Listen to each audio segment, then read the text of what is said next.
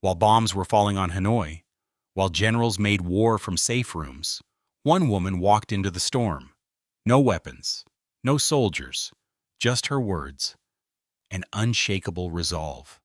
Her name was Madame Nguyen Thi Binh, the first female foreign minister of a revolutionary government. At a time when war was ruled by men and machines, she stepped into global negotiations, calm, clear, and determined to make history. She faced down American diplomats with quiet strength. When accused of talking too much about war, she replied, "Because I want peace, I must speak of the war that prevents it."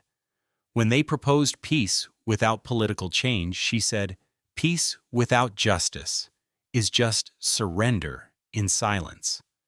When the U.S. launched the Christmas bombing in 1972, she walked out of the talks, not to quit, but to protest.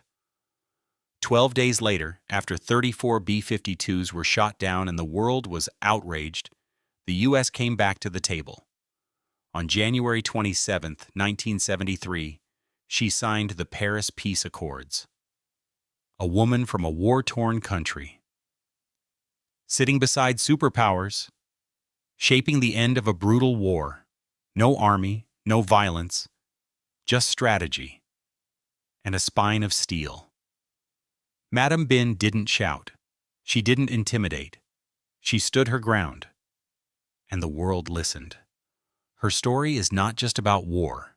It's about courage, dignity, and the power of a single voice. If this moved you, share it and tell us, who is the most powerful woman in your country's history?